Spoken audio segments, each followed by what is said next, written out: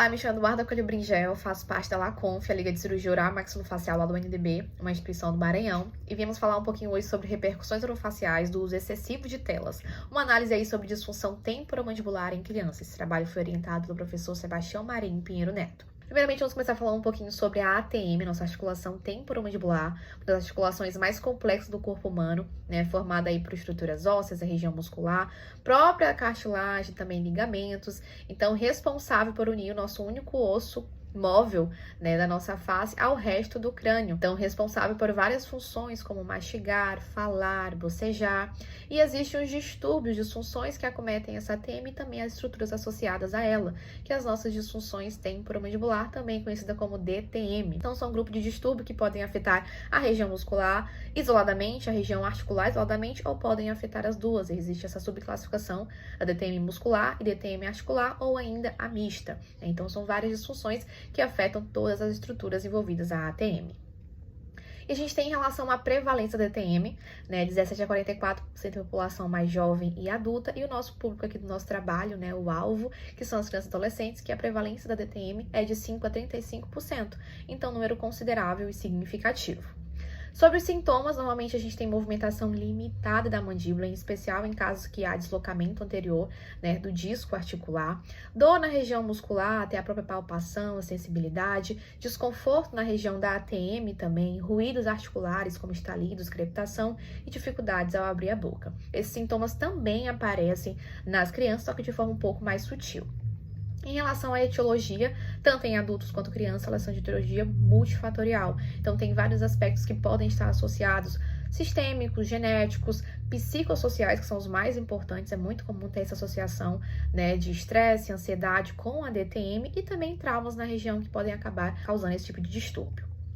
E a gente tem o diagnóstico, que é alcançado através de exame físico, então a própria palpação, identificar se existe sensibilidade na região, também perceber ali sons, né, articulares, histórico médico odontológico, se essa criança possui algum tipo de hábito parafuncional, entrevistas com os responsáveis, entender um pouquinho também através dos pais a queixa da criança, como é que é a rotina dela, e também exames complementares que são essenciais para a gente fechar o diagnóstico, com ênfase aqui na ressonância magnética, que é o padrão ouro para a gente analisar tecidos moles. Para tratamento, a gente tem, né, claro, a precisão de uma multidisciplinaridade e lançando mão, a priori, sempre de uma abordagem conservadora. Então, tentar identificar esses fatores etiológicos e trabalhar em cima disso. Também existem intervenções farmacológicas, como analgésico, anti-inflamatório, relaxante muscular, dispositivos orais, como as placas oclusais, aqui que entra o dentista também, e intervenções mais invasivas, né, que a gente já tem cirurgias, em casos mais graves, como a artrocentese, artroscopia. E a gente tem, portanto, né, agora falando um pouquinho sobre a era digital, né, o século XXI, e trazer um pouquinho a influência do TM e a associação com a tecnologia, que é, né, a nossa atualidade. Então, a gente sabe que há uma acessibilidade cada vez maior a esses dispositivos eletrônicos, né? E chegam às crianças, né, de forma cada vez mais frequente e precoce também. Inclusive, tem um dado da OMS, né, que a recomendação para que crianças acessem telefones, celulares, enfim, telas, é no máximo 1 hora por dia, e crianças de 2 a 4 anos. E crianças que sejam menores de 2 anos nem deveriam acessar. E um dado da Unicef já traz que crianças entre 3 e 4 anos chegam a passar mais de 4 horas diárias em frente a telas. Então, são dados, assim, de anos, né, um após o outro, que mostram essa discrepância do que é proposto da realidade. E a gente tem, então, que essa maior disponibilidade, ela de fato existe, né? A gente tem crianças cada vez com mais acesso a smartphone, tablets e computadores. Acaba que essa exposição excessiva não traz apenas consequências na questão comportamental, cognitiva, social, mas também na saúde física da criança, com ênfase na saúde orofacial. Então, existem vários impactos que ocorrem e a gente traz como destaque alterações posturais, né, diante desse uso excessivo de telas, aumento do estresse, ansiedade, irritabilidade nessa criança e também distúrbios de sono associado a bruxismo, que é muito comum. E esses fatores acabam predispondo a DTM, que a gente já abordou o que significa.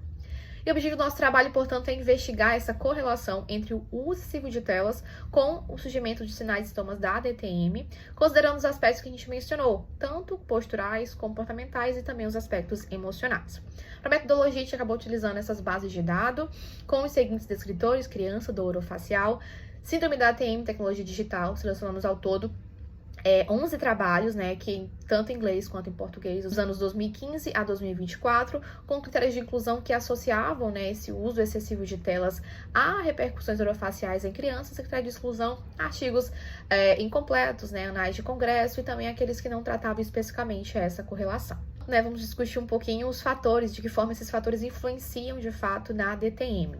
Em relação ao uso excessivo de telas e postura, a gente tem que é comum, né, o consumo aí das telas, até mesmo em adultos, a gente acaba não elevando a tela, né, ao nível dos olhos, mas nos colocando diante da tela.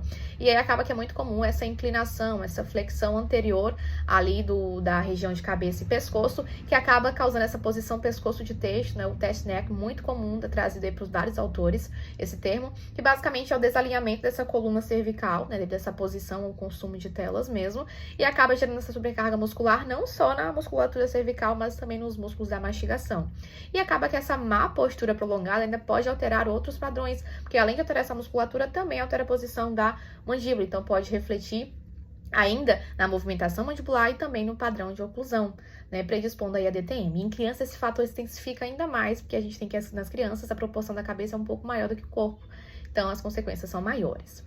Em relação ao estresse e ansiedade infantil, a gente sabe que existe um estímulo constante diante de telas, né? O nosso sistema nervoso simpático ele é ativado, portanto, estamos todo instante em alerta. Então, há essa hiperestimulação visual e auditiva, gerando a sobrecarga mental, que acaba predispondo a sintomas ansiosos. E a ansiedade, como bem sabe, muito associada ao DTM também, acaba aumentando essa atividade muscular involuntária durante momentos que a gente não deveria estar em atividade, né? Então, durante o repouso, o sono, acaba que nossos músculos continuam trabalhando, gerando essa fadiga, desencadeando, portanto, o bruxismo, muito associado a DTM. E em relação ao distúrbio de sono, esse uso de telas à noite também diminui a produção de melatonina, que é um grande indutor de sono, e acaba que essa má qualidade de sono também está muito associada ao bruxismo do sono, né? Esse ranger, esse apertar dos dentes involuntariamente, que de manhã, né, normalmente sempre está associados a sobrecarga, fadiga muscular, gerando, portanto, aí, né, predispondo também à disfunção temporomandibular, repercussões não só dentárias, mas também na região muscular e região da ATM. E aí a gente tem estudos que trazem, de fato, crianças que usam telas por mais de 2 horas por dia, por exemplo, há essa sobrecarga cervical de até 27 quilos.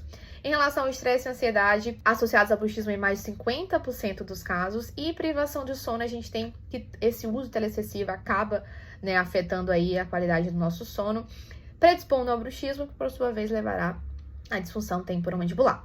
E a conclusão do nosso trabalho, né, a gente traz que o uso excessivo de telas pode contribuir para o surgimento ou agravamento da DTM, mesmo que de forma indireta, então não é uma relação linear ali, e se dá por meio de fatores intermediários, como postura, estresse, distúrbio de sono, bruxismo. Há uma limitação de estudo quanto a isso, né, que associa a tecnologia à saúde orofacial da criança, por isso a relevância do trabalho, e trazemos também a importância dessa atuação multiprofissional e a promoção desse uso consciente em relação à tecnologia.